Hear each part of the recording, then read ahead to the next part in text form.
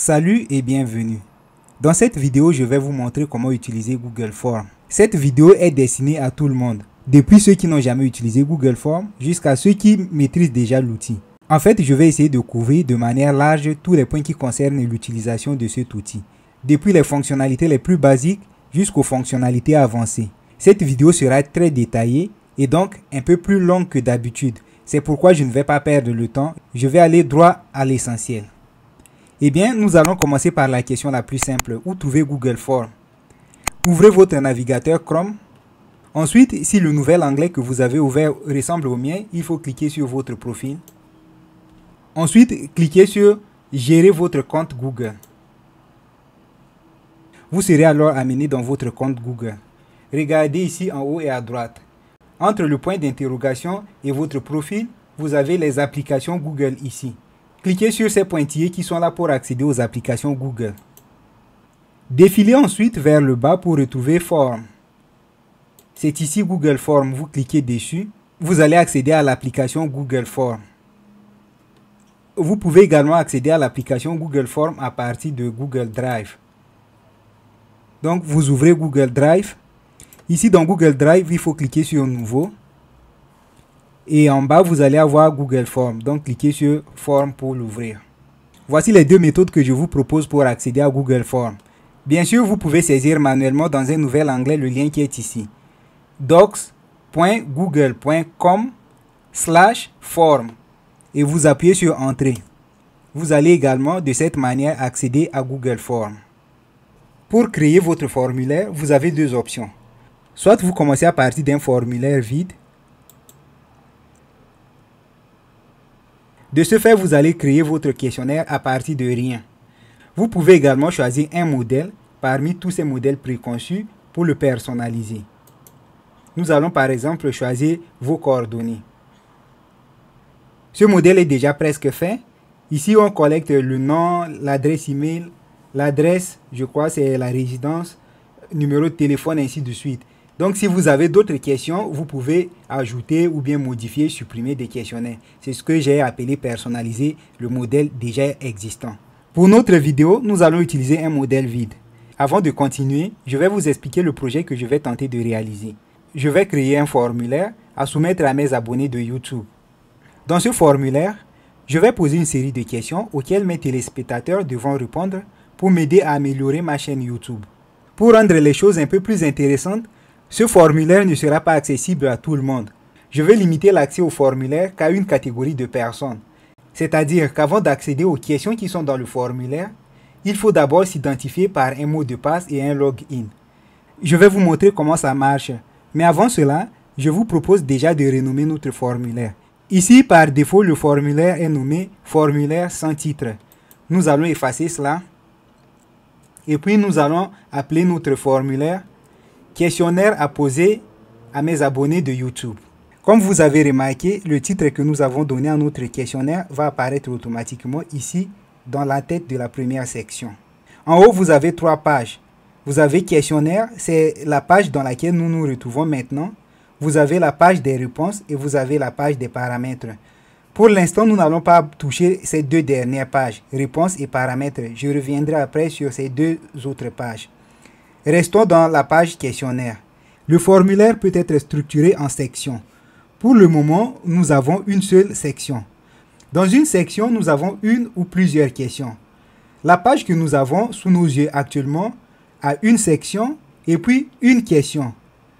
Pour ajouter une autre question, il faut cliquer sur le signe plus qui est ici. Nous venons d'ajouter une deuxième question.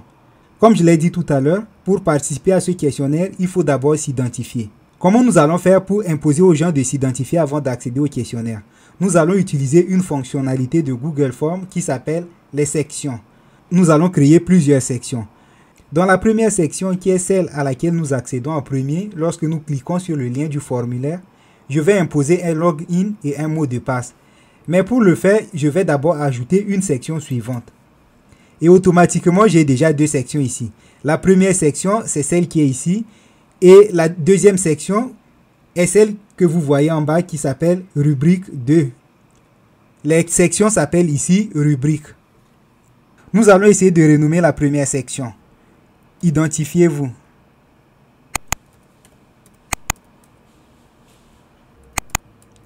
Et dans la description, j'ai écrit « Avant de participer au questionnaire, procédez d'abord à l'authentification ».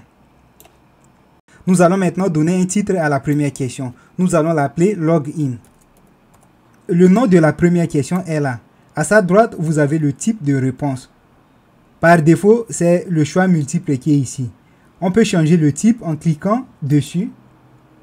Nous allons choisir pour notre type de question ici une réponse courte. Parce que je veux que la personne entre un login ici. Pour cela, je vais lui imposer la validation de réponse. C'est ici. Je clique sur les 3 points et puis je vais choisir validation de réponse. La validation de réponse, c'est ce qui va me permettre d'imposer aux participants de s'identifier d'abord par un login. Là où c'est écrit nombre, je choisis texte. Ici, je garde contient. Et enfin, ici, je dois entrer le texte du login. Un peu vers la droite où il est écrit texte, je dois entrer mon login.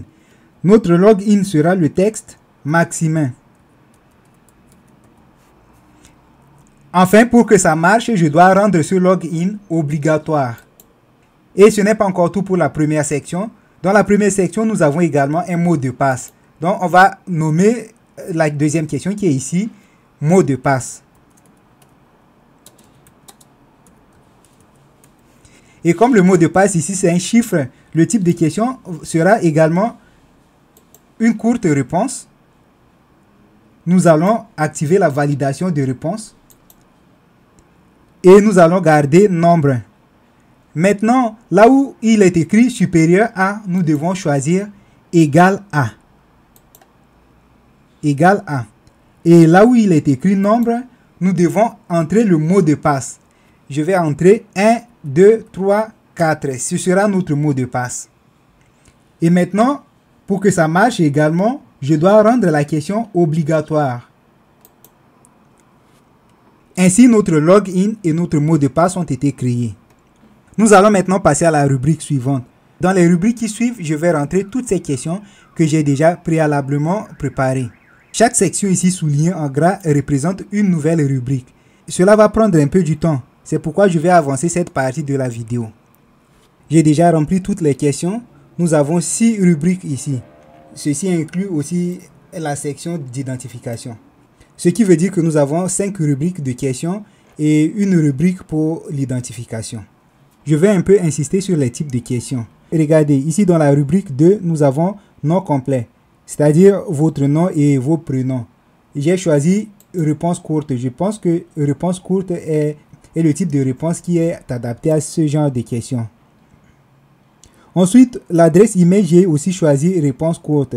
Ça ne sert à rien de choisir tout un paragraphe juste pour une adresse email. Dans la rubrique numéro 3, la première question dit « Depuis combien de temps suivez-vous ma chaîne YouTube ?» Je pouvais bien laisser ici réponse courte. Ceci donne la possibilité à la personne d'écrire elle-même le nombre de temps durant lequel elle suit déjà ma chaîne YouTube. Mais nous pouvons faire ça autrement. On peut choisir le type choix multiple. Et ici, on va donner des options. La première option, je vais dire moins d'1 mois. Dans la deuxième option, je dis entre un mois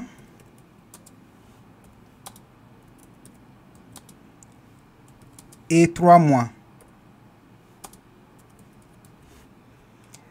Dans la troisième option, je dis par exemple plus de 3 mois.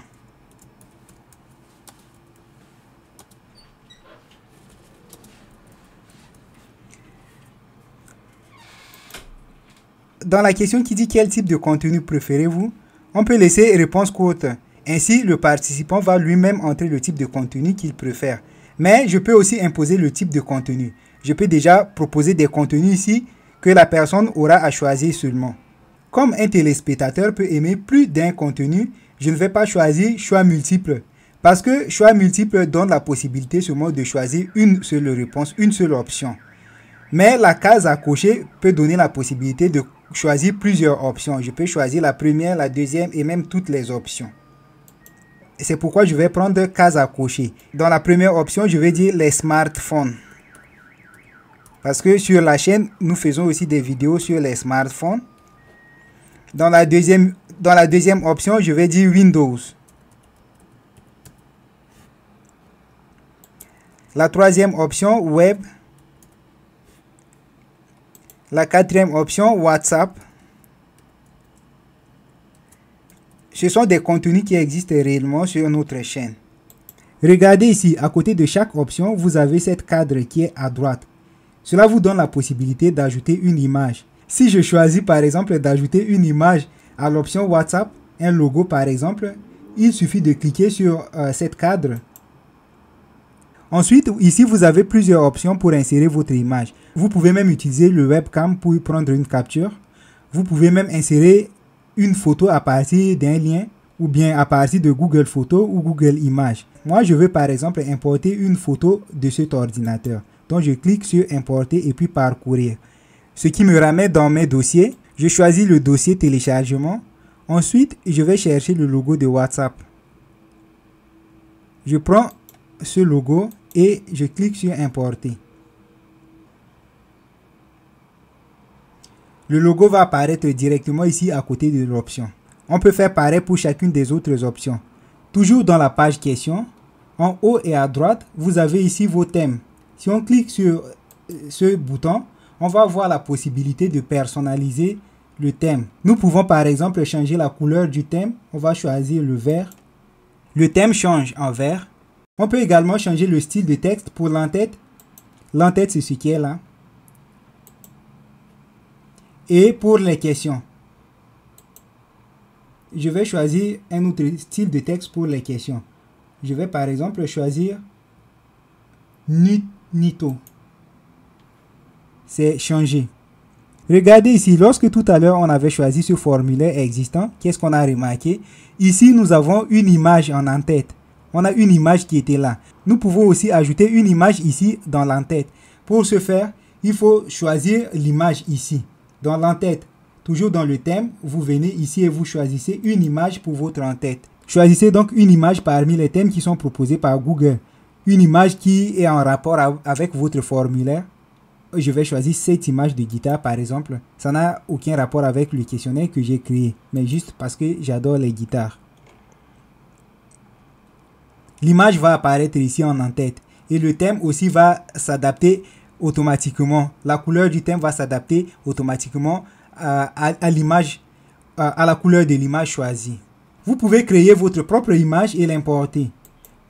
Pour cela, il faudra aller dans Importer et Parcourir, ce qui vous donnera la possibilité d'aller chercher votre image. Pour moi, c'est dans les téléchargements. J'ai créé cette image aujourd'hui. Je vais la choisir et puis l'ouvrir. Ensuite, je vais appuyer sur OK pour importer l'image dans Google Forms. L'image va apparaître ici en en-tête et le thème sera aussi adapté en fonction de la couleur dominante dans l'image. Si vous voulez créer votre propre image, tenez en tête qu'il y a une dimension précise à respecter. Allons dans Canva et je vais vous montrer la dimension que j'ai utilisée pour créer cette image. Les dimensions qui sont utilisées ici sont 1600 pixels sur 400 pixels. Si vous ne savez pas comment personnaliser votre dimension dans Canva, je vais vous montrer très rapidement. Donc il faut aller dans Créer un design. Ensuite, vous aurez ici en bas Dimension personnalisée. Vous cliquez ici. Ce qui vous donne la possibilité d'entrer manuellement votre dimension. Donc j'ai entré largeur 1600, hauteur 400. Ensuite, j'ai appuyé sur Créer un nouveau design. Ce qui m'a ouvert un nouveau design vide avec le format indiqué. Pour avoir un aperçu de votre formulaire, il faut cliquer sur cet œil. Ainsi, vous aurez la vue que les participants auront de votre formulaire. Avant de partager votre formulaire, je vous propose de faire quelques paramétrages. Dans les paramètres, ici, allez sur Réponses. Si vous activez Valider pour collecter les adresses e-mail, alors toutes les adresses e-mail des participants au questionnaire seront collectées automatiquement. Pour cela, chaque participant au questionnaire devra se connecter obligatoirement à son compte Google. Vous pouvez autoriser la modification de réponses. Si vous activez cette option, les participants ont la possibilité de modifier leurs réponses après les avoir envoyées. L'autre option qui me plaît beaucoup, c'est limiter à une réponse. Si vous activez cette option, chaque participant devra voter une seule fois. ce qui donne de la crédibilité à vos résultats, je crois. Si un participant doit voter plusieurs fois et doit changer d'avis plusieurs fois, alors votre questionnaire n'aura pas vraiment son sens. C'est pourquoi je vous conseille à chaque fois d'activer cette option, limitée à une seule réponse. Mais il y a un problème avec cela. Si vous activez cette option, tous les participants devront se connecter obligatoirement à leur compte Google avant de voter. Vous pouvez aussi choisir de rendre les questions obligatoires par défaut. Je reviens dans les questionnaires pour vous montrer à quoi ressemblent les questions obligatoires. Les questions obligatoires sont ici indiquées par cet astérix rouge. Ce symbole indique une question obligatoire. Vous vous souvenez que tout à l'heure, nous avons rendu le login et le mot de passe obligatoire. Lorsque vous êtes sûr d'avoir fini votre formulaire et d'avoir bien paramétré le formulaire, vous pouvez maintenant le partager. Comment ça se fait? Cliquez sur Envoyer. C'est ce bouton qui est ici en haut et à droite de l'écran. Cliquez sur Envoyer. Vous verrez ouvrir une boîte de dialogue.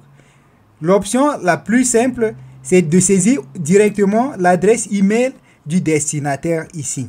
Si vous avez plusieurs destinataires, vous pouvez saisir leur adresse email en les séparant par une virgule. Une fois que c'est fait, vous devez maintenant appuyer sur Envoyer. L'autre option que je trouve la plus flexible, c'est de cliquer sur ce symbole. Ensuite, vous aurez ce lien. Cliquez sur cette case pour raccourcir le lien. Le lien devient plus petit. Maintenant, vous pouvez copier le lien et le partager aux participants, par exemple dans WhatsApp. J'ai déjà copié le lien, donc je vais faire CTRL-V pour coller le lien. Je vais envoyer à Maximin.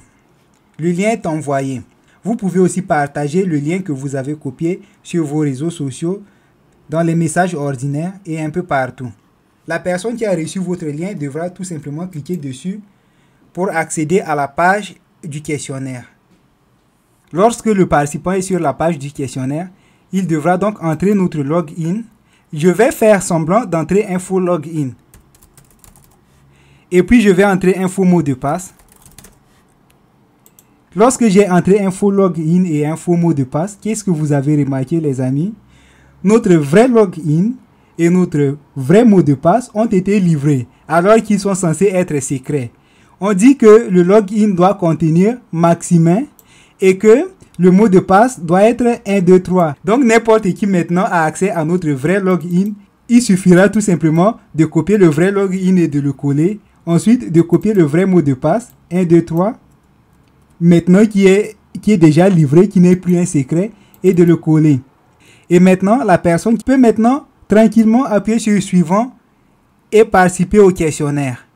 C'est pas ce qu'on voulait tout à l'heure, n'est-ce pas? Maintenant, j'ai fait ça exprès. Je vais vous montrer comment éviter ce genre de problème. Pour que le vrai login et le vrai mot de passe ne soient pas livrés, nous allons repartir dans notre questionnaire, dans notre formulaire pour faire quelques modifications. Dans la première question, qui est le login, nous avons un texte d'erreur. C'est ce texte qui apparaît lorsque le login fourni est incorrect.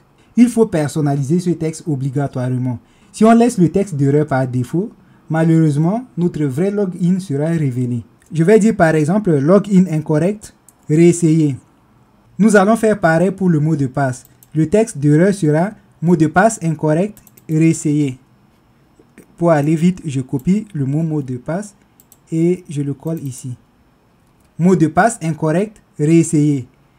Maintenant, lorsque nous allons ouvrir le lien à nouveau et que nous entrons info login plus info mot de passe, les vraies informations ne seront pas révélées.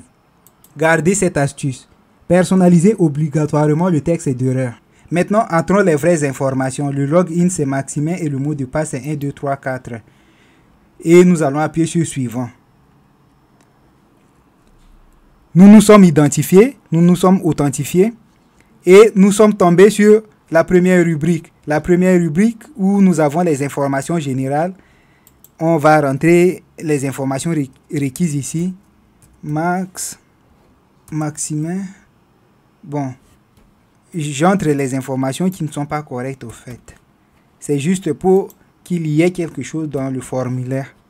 Et puis, pays, non.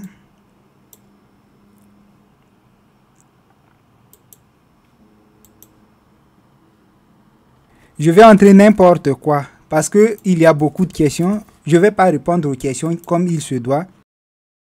La réponse a été envoyée. Votre réponse a été enregistrée. Lorsqu'une réponse a été soumise, vous allez la voir automatiquement ici, dans votre Google Form. Ce qui veut dire qu'à chaque fois que quelqu'un va participer à votre questionnaire, vous allez avoir ce nombre ici augmenté de 1. Ici, sous réponse, vous allez avoir toutes les informations que la personne a enregistrées. Et même, vous avez ici des graphiques qui donnent une vue des réponses que vous collectez. Pour avoir une très bonne vue de vos réponses, je vous propose de les collecter dans un tableur, dans Google Sheet. Pour cela, il faut lier un Google Sheet à vos réponses. Pour le faire, cliquez sur « Lien vers Sheets ». Ensuite, créer. Un tableur Google Sheet sera automatiquement créé et automatiquement lié à votre questionnaire. Toutes les réponses collectées seront automatiquement enregistrées ici dans ce tableau. Pour supprimer toutes les réponses qui ont été enregistrées, appuyez sur les 3 points qui sont là. Ensuite, appuyez sur supprimer toutes les réponses. Disons que vous avez partagé un lien à votre questionnaire et qu'à un moment donné, vous ne voulez plus recevoir les réponses à ce questionnaire. Il faudra cliquer sur les 3 points qui sont là et puis supprimer le lien vers le formulaire. Ainsi, le lien que vous avez partagé ne va plus fonctionner. Il y a aussi une deuxième manière pour éviter de recevoir des réponses à votre formulaire. Regardez dans la page réponses. Ici, vous avez réponse acceptée. Lorsque la boule que vous voyez ici est à droite, les réponses peuvent être collectées. Pour éviter de collecter des réponses, cliquez tout simplement sur cette boule pour la ramener à gauche. Ainsi, ce bouton va se changer en rouge et vous aurez le message « Les réponses ne sont plus acceptées ». Donc, le lien que vous avez partagé ne va plus fonctionner. Si les gens vont tenter de participer au questionnaire, on va leur dire que le lien n'est plus actif. Les amis, on tire à la fin de cette vidéo. Je crois que j'ai donné l'essentiel qu'il faut savoir sur Google Forms. Mais avant de se séparer, comme d'habitude, je vous invite à liker la vidéo, à vous abonner à la chaîne si vous ne l'avez pas encore fait. Partagez la vidéo avec vos amis, vos proches. Partagez même la vidéo sur vos réseaux sociaux. Je ne suis pas contre. Activez la cloche de notification pour ne pas rater nos prochaines vidéos. Je vous annonce également qu'il y aura une deuxième partie de cette vidéo. Dans cette deuxième partie, nous allons toucher des fonctions plus avancées de Google Forms. Donc, abonnez-vous et activez la cloche de notification pour ne pas rater cette deuxième partie de la vidéo sur Google Forms. Comme d'habitude, je vous souhaite une très agréable journée et on se retrouve dans une prochaine vidéo qui sera mise en ligne très bientôt. Au revoir, bye.